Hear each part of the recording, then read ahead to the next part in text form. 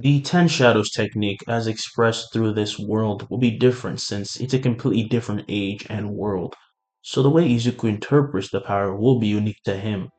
For one, cursed energy is only special to him and him only, but since it's tied to his emotions and he grows with it, he naturally synchronizes with the power and learns what it could do. Throughout his life, he gets flashes of inspirations, sort of say, as he gets signals from his brain. That's how he was able to learn about the creatures he could summon and how he could trap them. That's it. He never knew how strong they were until he fought them, which was extremely dangerous. What they could do after that was up to him to figure out. This taught him to be cautious. Aside from his summoning, though, the power of shadows is something that he got from his dad's side, so he realized early on how it could be interacted with. And from his mom's side, well, she could attain the characteristics of animals she touched. In simple terms, Izuku was extremely blessed, and in his youth, the path that he takes in this timeline will be extremely different. And yes, Izuku, well, his parents actually have stronger quirks. I felt I had to make them a little bit different because it wouldn't make sense if I just kept making his quirks a mutation every time. At least in this version, Inko will be a little bit more interesting. He would be taking notes in class all by his lonesome in the back when he's surprised by shouts and looks forward. Oh yeah, Hero Academy, he thinks. I hope UA is not off the rails. Let's give a big applause to Midoriya and Katsuki. They're trying out for UA. Looking to them, the class claps and wishes them luck, well more so for Izuku than for Bakugo. Oh, so that's it, huh, Deku? You think you're gonna become top dog, huh? I think I'm gonna become a hero. Screw you. What's his problem? His entire class comically shares this thought, but honestly, he's always like this. He's always the same, thinks Koski. When school ends, everyone goes on about their way, and Izuku is heading for his house as he takes a shortcut through an underpass. However, while he's walking, he starts to hear something and stops. He attentively looks to this random sewer cap. It begins to shake and then bursts open. Shit. Hey there, kid. Let me borrow you for a second. I mean that literally. As he backs away even a little bit, the sludge chases after like a serpent as his bits slither along the road. Izuku then raises the sign of the rabbit, and from his shadows, a horde of these animals would rage out, pushing back the sludge, and their numbers only grow and grow and grow until he's pushed out of the tunnel. Just then, the rabbits turn to moving shadows, more like to liquid than anything 2D. What the hell? Oh crap. Though it's not many, because people are driving by, it is near an underpass. Some notice the villain, who Izuku runs out after. How many people have you done this to today? I'm not gonna lose to some fucking rabbits. Ah! As he charges back forward, he turns massive and opens his mouth wide. Orochi. He is promptly then skewered through by a massive snarling snake, which dives back into its own shadow and rises back before the villain as it hisses at him. Wanna try that again? Shouts the serpent. The villain begins to recluse when he's then splattered everywhere by a certain hero who crashes into him and knocks back Orochi as it coils up around Midoriya to keep him safe. Oh, young man, it's okay. Izuku gasps as he recognizes this voice, and his snake would melt to shadows, allowing him to see All Might. Quite a great quirk you got there. Thank you, sir. Can I get your autograph? Sure thing, but I think it best I clean this up first. Oh yeah, true. And so he does so, and he would then give Izuku his autograph. While All Might watches him leave, though, he remarks that his quirk is really interesting. Shadow Snake, huh? In the following months leading to the exam, Midoriya gets one new summon, bringing his count to 6. Nue, Divine Hounds, Orochi, Toad, or Gamma, Rabbit Escape, and Max Elephant. For a Shinigami to join his repertoire, it must be beaten by him with no additional help. He had to balance his school with training, which was very hard, but he did his best and never gave up. Then the day arrives. Izuku strolls into UA's courtyard on a chilly day. Once he makes it to the stadium, well, not stadium, auditorium, he takes a seat but somehow finds Katsuki nearby. Nerd. You could just say hi. The hell would I do that for, loser? Izuku simply sighs and then proceeds to wait for President Mike. Eventually, when he arrives, they learn the rules of what they will be doing and what they must do to survive and make it to UA Academy. In the first quadrant, we find Bakugo starting to stretch his shoulders and looking surprisingly calm while he takes notice of Izuku just sitting and having a hoodie on.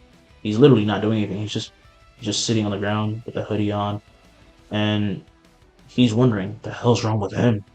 No matter, I'm still gonna destroy all these bastards. Eventually, when he stands, Izuku sees into the city and analyzes his competition before taking off his hoodie. People are remarking, why is he so sweaty? Yeah, it's not that hot. Maybe he's just nervous. And go! Alerted yet stunned by this random signal, everyone freezes and So Present Might has to reiterate once again that they can go.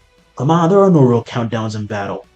Holding his hand out, Izuku spews from his shadow a massive boulder when he then sees everyone else running in already. Oh, I'm behind. Knew it. Inside, having already started to get points, everyone is told they have 10 minutes to, well, get as many points as they can, and President Mike then sees a massive bird crash its wing into a two-pointer as it discharges electricity, and not only short circuits but breaks the robot and explodes it. That's cool as hell, actually. Riding atop its back, Izuku would ride like a skateboard as it maneuvers about, destroying robot after robot. Alright, thanks, buddy. As it nods, Niue disappears and Midoriya lands holding the sign of the toad. As marks begin to spread across his skin, and slowly his tongue begins to lengthen and slide out of his mouth. Wells unknown abyss. With a swing of his head, he stretches his tongue out as it whips and breaks a one-pointer to pieces before snapping back as he squats down and leaps, swinging his head again and striking through a three-pointer, and falling through this motion to grab onto a lamppost, and he swings forward, crashing his toe legs through another three-pointer. Everyone is legit caught off guard. First the bird, now Frog it seems. The next 10 minutes go by pretty fast, ending with the use of the Divine Wolves, which he falls behind while they thrash anything in their way, and he punches anything out of his way. Alright kiddies, you got 1 minute remaining. The area would have been shaking already, with the zero-pointer getting unleashed. Everyone begins to run for the gate, including of course Izuku. However, while he runs, he begins to hear something. Looking to his left, he sees a girl stuck under rubble. He runs to her and begins to remove the rubble off of her, and he carries her off. You okay? Yeah, thank you. As they all reach the gate, he lets her down and looks to the zero-pointer, which eventually stops. Took you a while, huh? Shouts Bakugo. I was busy. When Recovery Girl eventually arrives, she heals Uraraka, and everyone gets back on the bus and heads back to the locker rooms, gets their clothes back on, and then they waited. And waited. Izuku. Izuku! Inko walks into Izuku's room and sees him doing squats when he stops and asks what's wrong. Your letter came in. Oh. His shadow slowly seeps out a massive barbell and he runs to get the letter, showing an excited look. As it turns out, Midoriya was picked for 1A and has earned 98 points in total and some extra for saving a fellow participant who will now be his classmate because she also made it in 1A. As spring rolls in, Midoriya heads out and arrives at UA, finds his class. The doors of his class open as he enters and takes attention of his new classmates. However, he just goes to find his seat.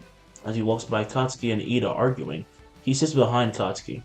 The hell are you doing here? Shouts Katsuki. I passed the exam. I mean behind me. Answer, damn it! Midoriya only ignores him more, however, as Katsuki eventually pushes down his legs, which appeases Ida. As such, he approaches Midoriya instead to introduce himself and compliments him on his qualities as a student. I think you realized the true meaning of the last test so early. There was no true meaning. What? Really? There can't be meaning to a test for heroes. It's pretty obvious you should help people if you can. Ida isn't just dumbfounded, he feels humble. This is when Uraraka arrives in the class just then. Oh, it's you! Am I gonna get a break at all today? Midoriya thinks. Now, skipping over all the introductions, including Aizawa's, we find Midoriya walking back to school the next day, talking to Uraraka and Ida. They were as thick as thieves already. Making it to class again, they enjoy a relatively easy and normal day, and then after lunch, All Might arrives.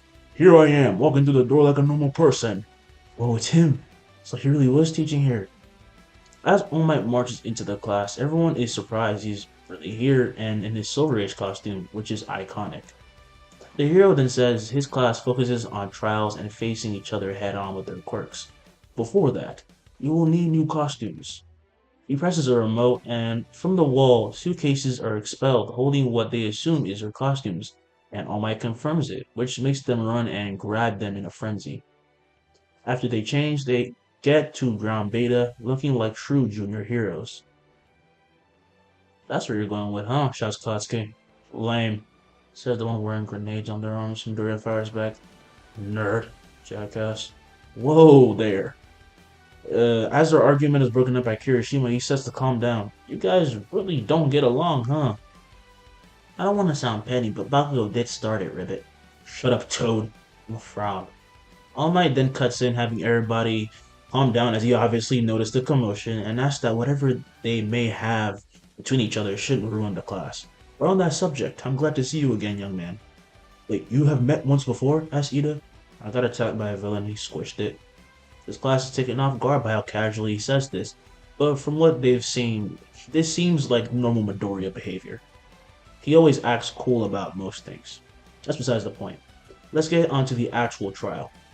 The same teams are made as before, completely by luck, of course, but MHA dictates that Bakugo and Deku get to butt heads at least once every season, so here it is for y'all. Deku and Uraraka float to the second floor of the building and land safely indoors as they begin to move forward together. While they do, Midoriya summons Morning Tiger. Rising from the shadows, his tiger roars, sending chills down Uraraka's spine as Midoriya pets it while they walk forward. She would then snap out of her daze and follows after. What's its name? Morning Tiger. It has the highest durability of all my Shikigami, aside from Mahoraga. Ooh, what's Mahoraga like? We don't talk about him. Okay. What do you think Katsuki's gonna do? Just then, Bakugo blasts out of a corner and fires an explosion at them. Through the smoke, however, the Morning Tiger charges and shoulder checks him as he ricochets off the ceiling and crashes to the floor in immense pain. Why does that hurt so freaking much? Well, it's a fucking tiger, man. Uraraka will catch up. He's not done yet. But the notch she runs by and takes to meet Ida with all her strength and all her speed, while Midoriya clasps his hands together and Morning Tiger melts to shadows before splashing onto him and melding with him. As he grows canines and spotted white hair, he also gains claws. Morning Tiger is like Orochi and Gamba, as it has no special ability, but is just a straight beast with the abilities of the animal it embodies, but he has strength surpassing all the Shikigami, with the exception of Piercing Ox and Mahoraga. It is also extremely adept at battle. Basically, it just has straight hands.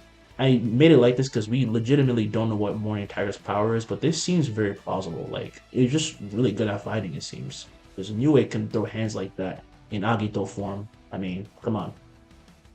Now Bakugo gets up and attacks as he blasts forward and strikes an explosion. Midoriya weaves it and backflips, striking his foot into Katsuki's chest.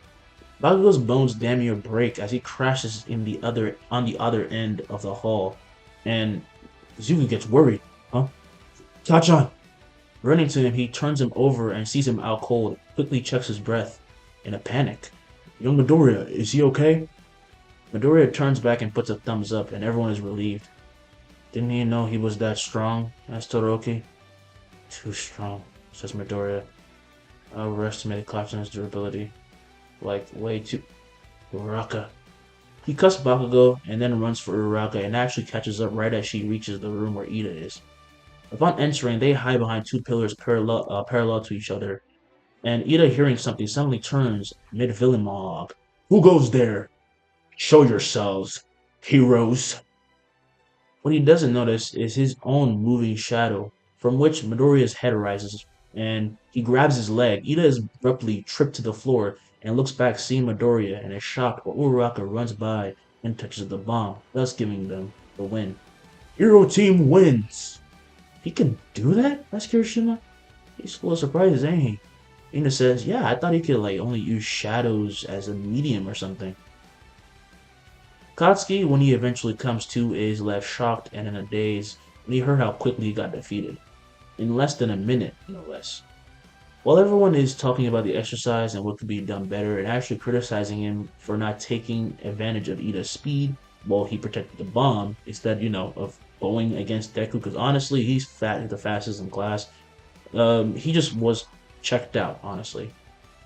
Deku, however, was the only one who noticed how hurt he actually was by this. He felt bad, honestly. As shown in the previous moment, he does care about Bakugo, but Bakugo had to sit through all the other fights, which only showed further how he was no longer just dealing with Izuku as a rival, but others. Mostly because these people are confident in themselves and have competent abilities, unlike the people in his school before. Now we'll skip over the next day as things literally don't change except for how Midoriya reacts to certain things in attitude only. Boarding the school bus for the USJ, everyone would get to talking about their meta abilities. Midoriya? Yeah, I tend to usually say what's on my mind, so sorry if this comes off offensive for a bit. But sometimes you act a bit awkward with your quirk. Hmm? Well, yeah, that's because each Shikigami has a unique ability. I only got Morning Tiger a few weeks ago. Got him? Asked Kirishima. The Ten Shadows works off energy created by my brain. That energy is very emotion related and grows stronger through rituals. While I grew up, I learned sequentially how I would get them. And I fight and kill them before they come under my command. Oh, damn. No wonder. That's rough, buddy. Well, they melt to shadows, but I say my threshold for violence is worse than Kachan. Don't call me that. But then Katsuki actually begins to think and realizes that Deku beat that beast that he borrowed power from to defeat him. Just how much further ahead is he? I heard you have a toad in your arsenal, Reddit. Oh yeah, I saw you and you went all green and scaly and your tongue was ripping robots in half, says Kaminari. It's no more impressive than what Sue must have done. We should coordinate special moves. I'd like to learn a lot from you. Call me Sue, but I agree. Really? Just like that? Interesting, thinks Izuku. Aren't these guys a bit too accepting, though? Eventually, they arrive at the USJ, and there they're left in awe of the area and exactly what they'll be dealing with. 13 arrives on the scene, and Uraraka and Midoriya are particularly geeked, honestly. But Aizawa wants to get straight to business already. Things never seem to go as you want, however, as in the corner of his eye, Aizawa sees something. A portal opens down below, and from it, villains are released as they flood the main area. Whoa, you guys even have fake villains? Aizawa assumes the role of Eraserhead, however, donning his goggles as he gets in a defensive stance. This is no drill, those are real villains. The moment this sets in, the students' demeanors would take a 180, realizing how much danger they truly were in. They began to panic a bit and wonder why no defensive systems were going off. 13, already tried. I'm not getting a signal. Kneeling down, Izuku says, "You can." As his hounds rise from the abyss and howl, they catch everyone's attention. Izuku, what's the job?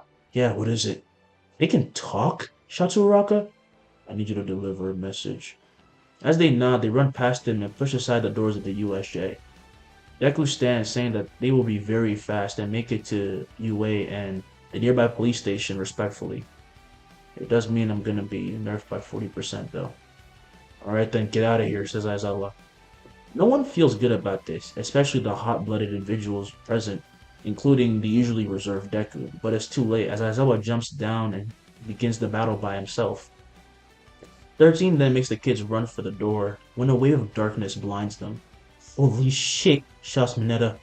Furigiri makes his entrance as he introduces himself and the organization which has invaded them. However, Izuku notices that while the villain is talking, Bakugo and Kirishima are about to attack. Dumb.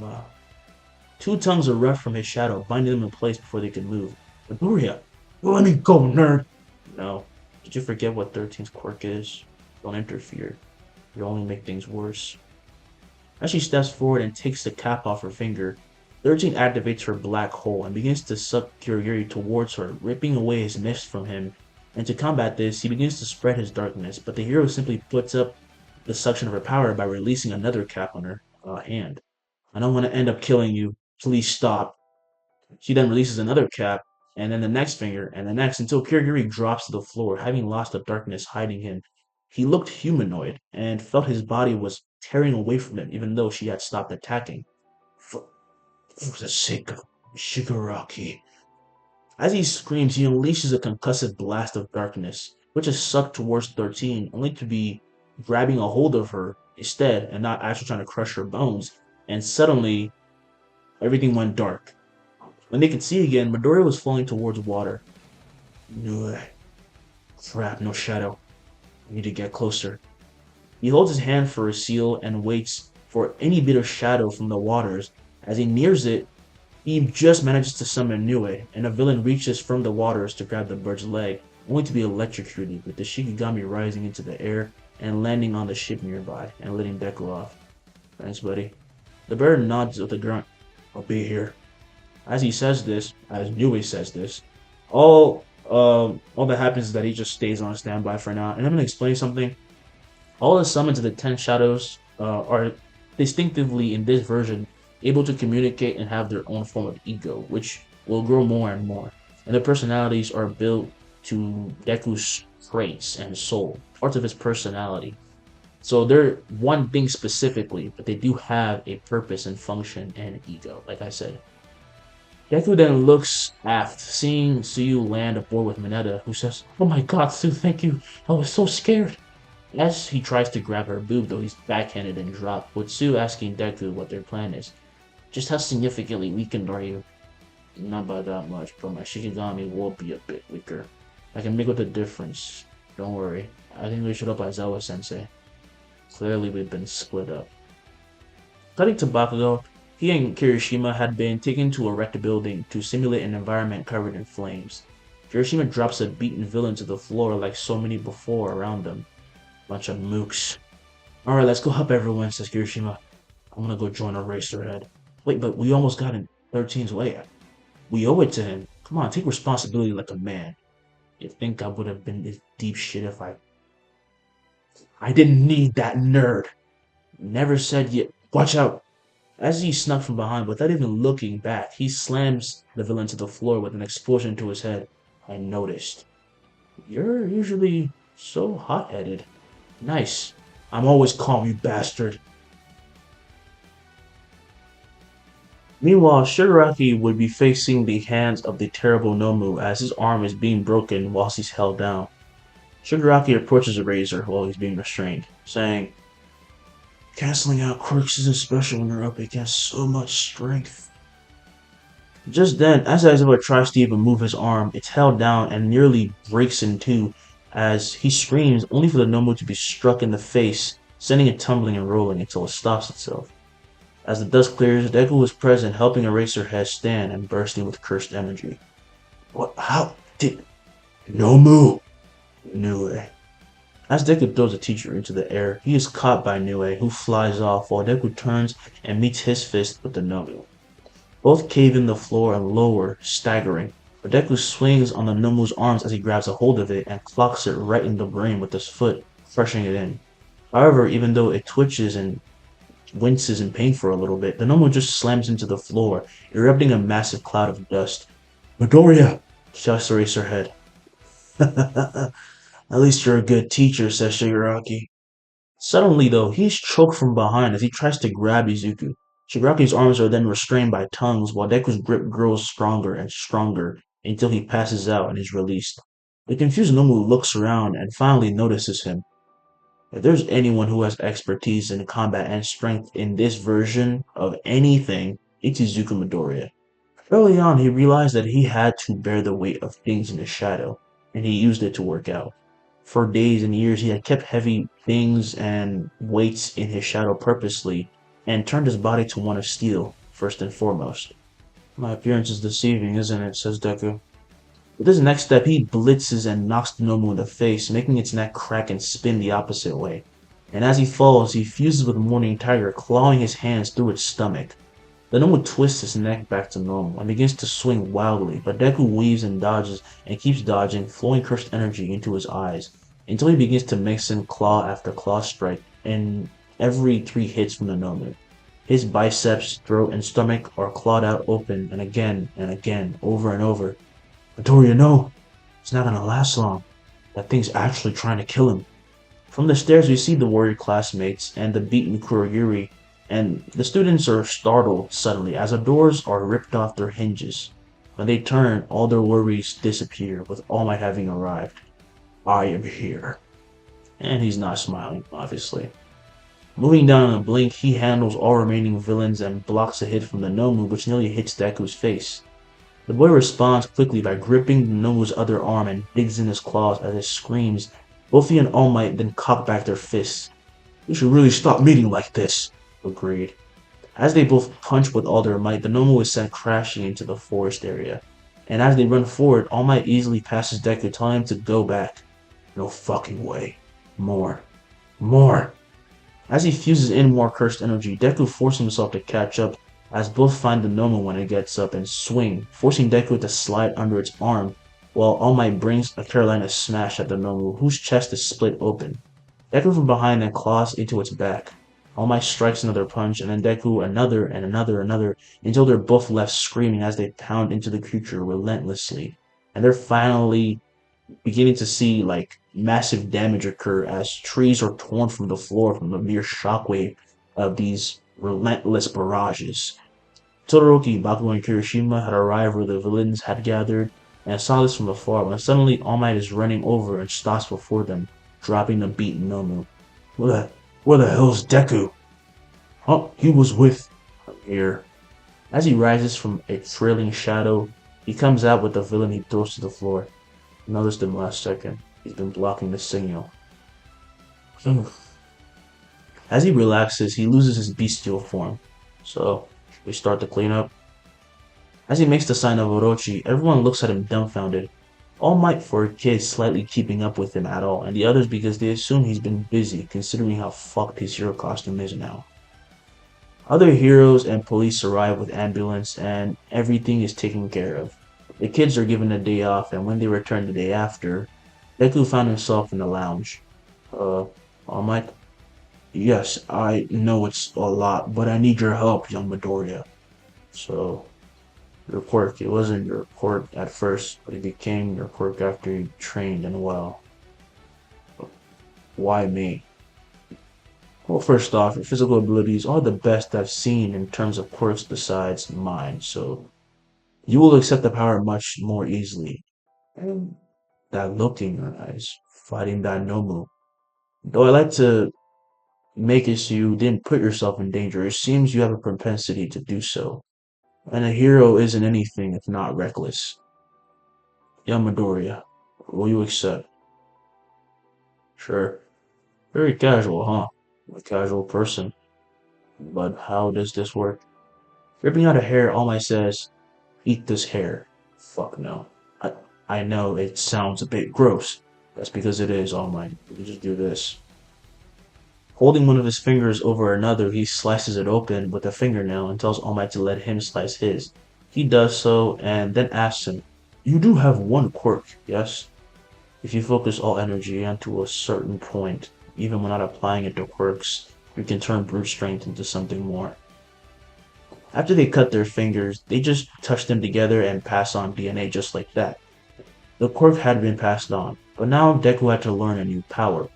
For most it'd be hard. For Deku, it's predispositional, that he understands how this would work because, well, he's been learning how to interconnect energy since he was a kid. So he learns the method of flowing one for all specifically for himself in a very unique way and very effective way, might I add. Much like how techniques are interpreted differently by each person, Midoriya gets something quite interesting. Hmm, this is interesting. Yeah, no duh.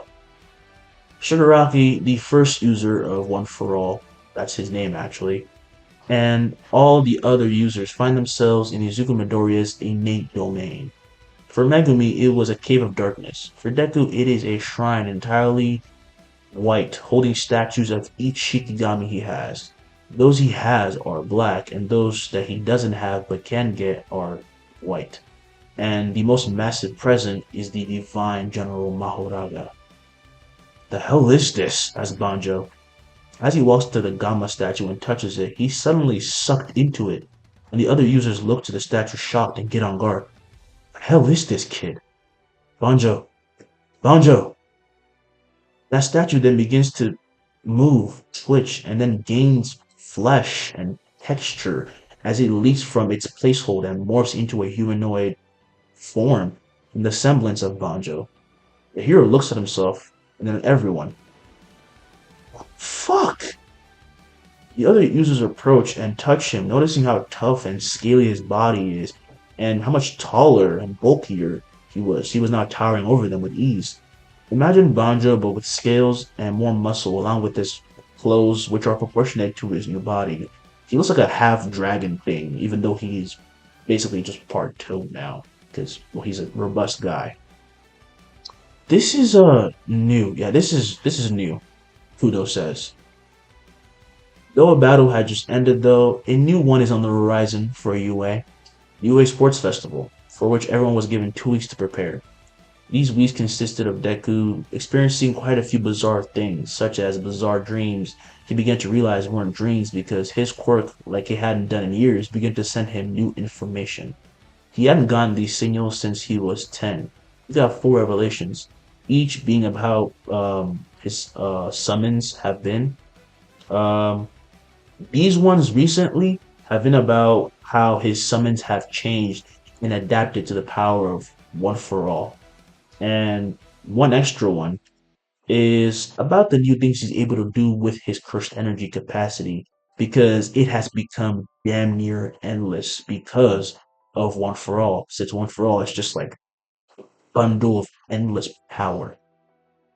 He, however, hasn't told All Might about this yet and is still figuring it out because he wants it to be perfected. In their waiting room, we find Midoriya talking to Tokoyami and the boys when he's approached by Todoroki. Midoriya, uh, yeah, what's up? Practically speaking, I'm stronger than you. No. Well, that was direct from both of you, says Kirishima. As Deku stands, he says the whole point of being able to summon Shikigami is that he has more variety. I don't know why you're bringing this up. Hmm. All Might has his eye on you, doesn't he? That's not my business to meddle in, but that's why I'm gonna beat you, regardless of who's backing you. Good to know. I'm not gonna go easy on you. Good. The whole class thinks that was surprisingly civil. Though Bakugo wants to rage out, he reserves himself. Just then, they're called out, and he makes his way out first. They all walk out and greet a massive stadium and cameras as they would flash in their faces all their pictures they're taking. The other classes and courses don't look happy though. They feel they've been used to simply prop up 1A, so they hate them a lot. Midnight then calls them all to the stage in the center of the field, and she asks for the class representative. Come on up, Izuku Mydoria. As he's serenaded, Deku makes his way up and is given the stage and the mic, and Midnight wishes him luck. Right, I don't do speeches, but I'm here. And this is not going to be easy for any of you, because I'm not holding back anything. That's all. With these words, he gets off the stage, and the moment he reaches the students down below, they bombard him with insults, ready to fight then and there, while he ignores them and makes it back to his class. The whole stadium was left quiet by this bold statement, but he did say he didn't do speeches. I can see why, thinks Midnight. All Might watches from afar, feeling nervous for him. Oh, that's the part of him I can't deny is definitely reliable. He speaks his mind. Now, having made himself enemy number one, Izuku and everyone are directed to an open gate and are told the rules of the obstacle race.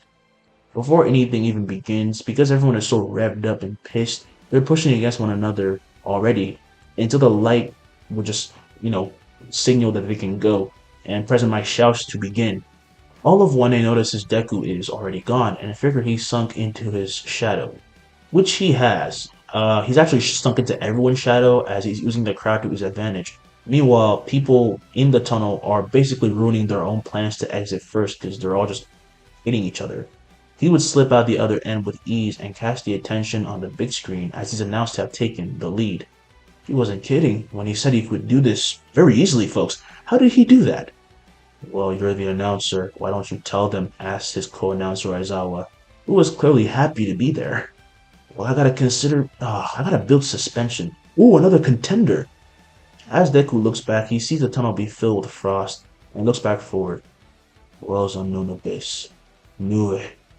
He sprouts massive wings from his back and gains the mask of the Shikigami before taking to the sky, leaving behind a trail of lightning.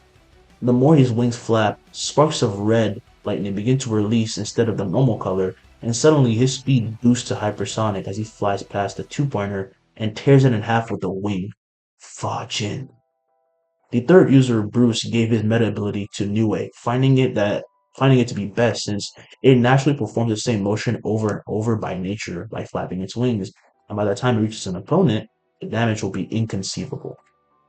He takes to the sky even higher and quickly leaves everyone in the dust, most notably Todoroki, who decides to flash freeze all the zero pointers in his way. Deku notices the wave of ice about to catch up and releases even more power while shifting position and holding his legs forward, while he literally knocks the head of a zero pointer off, much to the shock of everyone. Oh, okay, yeah, he wasn't able to do that before, says Aizawa. You can be surprised. Damn, folks, even Eraserhead didn't know Midoriya could go this far. Flying to the pit, Midoriya simply just goes over and essentially makes easy work of everything until he stops at the field and had easily overwhelmed his competition like he declared he would have if they let their guard down. As he lands, he grabs his mask off and loses his wings, and the mask will just fizzle out of his hands. The spectators erupt in complete ecstasy, including Inko back at home. When the other students arrive, they wouldn't be happy at all. Most of all Katsuki, who is tied with Todoroki, which only angered him more. He's like a nuke waiting to go off, Midoriya thinks. Besides the point, the training really paid off. I didn't even feel a bit of loss in cursed energy. I, I want to keep exploring this feeling. As his cursed energy begins to swell, an experiment was being brewed in his mind. When the cavalry battle was brought up and Deku was given 10 million points, no one really wanted to be with him though, because they knew how hard it would be to deal with everyone coming at them.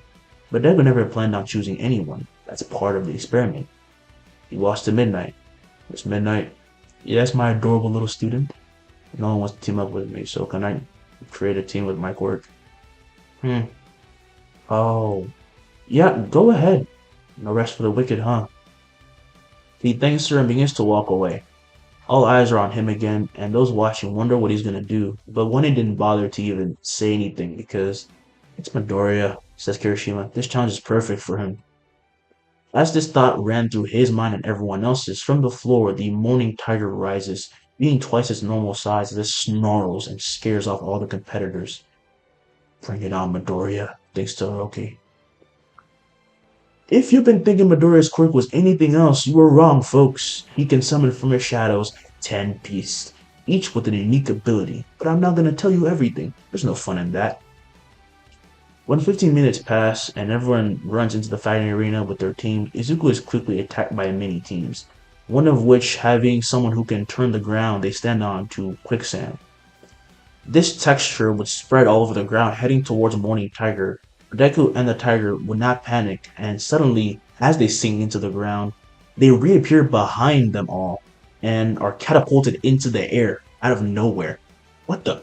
Is that what the tiger does? As the Morning Tiger lands, its tail suddenly bulges and turns to a massive snake's head, which lunges forward, slamming into the formation and throwing them out of the boundary. They were so scared of the massive snake that they were frozen anyway, which only made it easier to attack them. I want you to remember, this is a massive giant serpent. Snakes are not fucking to be trifled with. So imagine a giant one with fangs coming at you. They are teenagers. They're not invincible. But the assault wasn't over. Morning Tiger darts back with the agility of a feline as he avoids a trail of ice. Danger Sense was granted to this Shikigami, most adept in battle, and this didn't just give it danger perception, but a sixth sense, giving it a sense of foresight to what sort of danger it will face in 2 seconds into the future.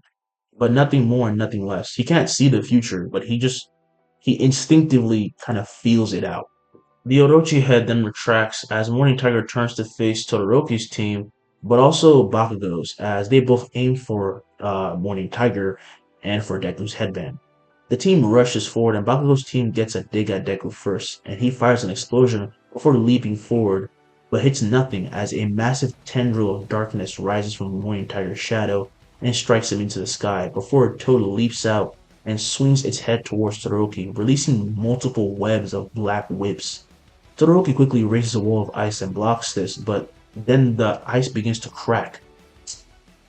As the battle continues, no one is able to get the headband from Deku, but he could only do so much as well. He could have gotten more, but he could have gotten more points, I mean, but he risked hurting them by using too much force, and he's even more physically busted now, so he takes a lesson from what happened to Katsuki and just doesn't like go all out. But even if it did happen, he would have been able to whoop their ass. He just couldn't, because like they're gonna die. So he also find out something quite interesting he can do now because he has so much cursed energy, and we'll discuss that later. But I feel like y'all understand what's about to happen. They took a break from this event eventually, got some food, made everyone realize how outclassed Midoriya made them. I'm really stuttering a lot, sorry. While they were eating, they just had like this epiphany, like this motherfucker is just pulling out animals out of nowhere that are OP as hell and can do damn near anything. When he declared that this wouldn't be easy for them, it wasn't arrogance. He knows his abilities and is conscientious of everything coming at him, it seems. He's just, he knows what he can do and he's not afraid to say it. While everyone went to eat, though, Todoroki took Midoriya to have a discussion. You overwhelmed me so much that I broke my pledge. Has anyone ever told you you're extremely rude? What? You called me here to complain, it seems, and you jumped me, and yet you were forced to use your fire. I don't know why you don't want to use it, none of my business, but still, sorry. Why did you want to talk then? So he tells him about everything he was going to tell him, and after the break, some recreational activities take place, and then at random people are placed to fight each other. But to get it out of the way, Deku one hit KO Shinso, Kaminari loses to Shiozaki, and etc. Which brings us to honestly the only fight you give a damn about, so I'm gonna give it to you. Deku steps on the stage, and Todoroki notices how annoyed he looks. You seem angry. Yeah, that dad of yours, he sure does know how to piss people off. Yeah, he does that. On one side we have Izuku Mydoria, and on the other Shoto Todoroki. But both these little rascals sure have been catching your attention, Now, you get to see them duke it out. Todoroki, yes, this is gonna hurt, so grit your teeth. Grinding his teeth instead, Todoroki is pissed off when they're told to begin, and he dashes with immense furiosity while Midoriya smacks his hands together. And in an instant, lightning rips through the air and hits Todoroki, who screams as he freezes and is blown away, revealing Midoriya having flicked him with Air Force. While he's spinning towards the field, Todoroki manages to stop him by using ice and rides back to the stage, and he lands, creating icicles the size of his arm and throws them at him. Deku meets them head on and bashes them aside, allowing Todoroki to get behind him as he swings and fills the entire half of the stage with ice, only for it to shatter as Todoroki is sent flying again. How is he doing that? Yeah, kid's not even touching him. Oh, so that's what you said when you said you were gonna show me something interesting, says All Might. Holding his hand forward, Deku fires more blasts of air pressure. Todoroki tanks a few more before raising layers of ice walls, which keep getting struck down. But from above, a massive wave cascades towards Deku, who jumps and lands on it as he slides on it towards the caster. But he notices that he comes to a stop and his legs are frozen. And then suddenly he's flash frozen all over. Todoroki skills over on the ice wave and then throws more needles, but Deku breaks out and moves in close. Beating me without fire isn't an option. Sorry. In one blow, Todoroki is thrown out the stadium's bounds as he crashes into the grass field, and the stadium explodes into applause while Endeavor rages. He was holding back, wasn't he? That little...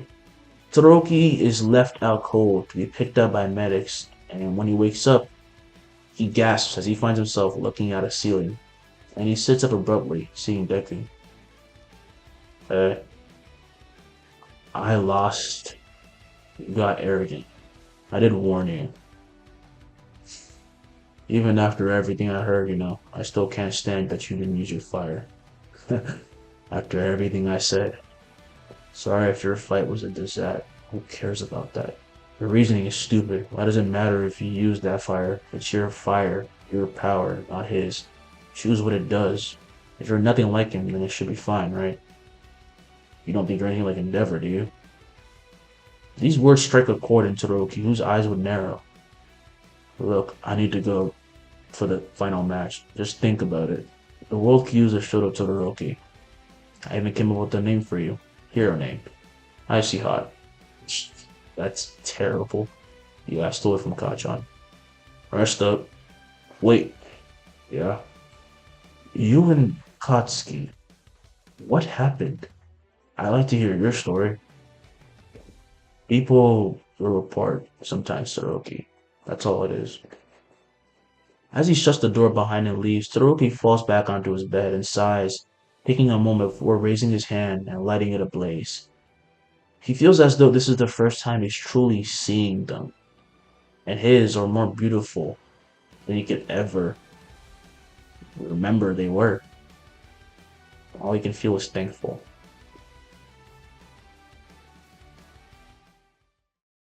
As I said in previous videos, the audio is never going to be perfect, like if I'm using the same mic as I currently am. But I hope you guys enjoyed the video, and I hope you enjoyed how the story has started to go already. I'm gonna buy a new mic. I'm not fucking with Yeti mics anymore. I don't know what the hell it is, but these things suck.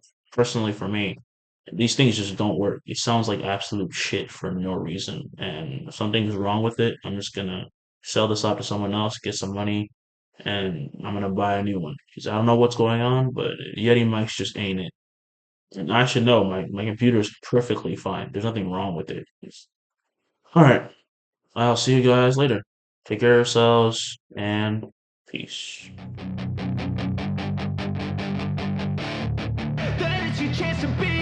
Hey kid, don't ever let them get inside your head. They'll tell you what to do in life instead of everything you know that you could get. Don't let them guide your life towards regret.